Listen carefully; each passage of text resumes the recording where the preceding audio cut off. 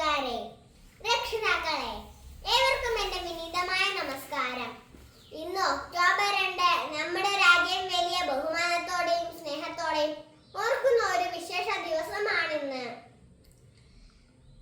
നമ്മുടെ രാഷ്ട്രപിതാവായ മഹാത്മാഗാന്ധിജിയുടെ ജന്മദിനം, ഗാന്ധി ജയന്തി. അദ്ദേഹത്തെ കുറിച്ച് പറയുമ്പോൾ അദ്ദേഹം വെറുമൊരു സാധാരണ മനുഷ്യനായിരുന്നില്ല. വെറുമൊരു വടിയും കണ്ണടയും മാത്രം മതിയായിരുന്നു. എന്നാൽ അദ്ദേഹം നേടിയെടുത്തതോ നമ്മുടെ രാജ്യത്തിന്റെ സ്വാതന്ത്ര്യവും. അദ്ദേഹത്തിന്റെ യഥാർത്ഥ പേര് മോഹൻദാസ് കരംചന്ദ് ഗാന്ധി.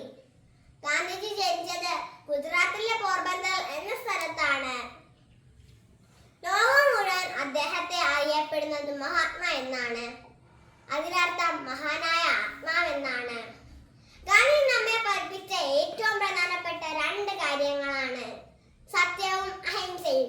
ആരെയും ഉപദ്രവിക്കാതെയും മനസ്സുകൊണ്ട് പോലും ഒരാൾക്ക് വേദന കൊടുക്കാതെയും സത്യം മാത്രം പറഞ്ഞ് മുന്നോട്ട് പോകുക എന്നാണ് ഗാന്ധി നമ്മെ പഠിപ്പിച്ചത്.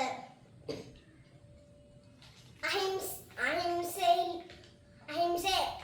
എന്ന ആയുധത്തിലൂടെ ഗാന്ധിജി നമ്മുടെ രാജ്യത്തെ ബ്രിട്ടീഷുകാരിൽ നിന്ന് മോചിപ്പിച്ചത്. എന്തിനാണ് നമ്മൾ ഗാന്ധി ജയന്തി ഓർക്കുന്നത്? വെറുമൊരു അവധി ആയതുകൊണ്ടല്ല, മറിച്ച് ശുചിത്വത്തെ കുറിച്ച് ഓർക്കാനാണ്.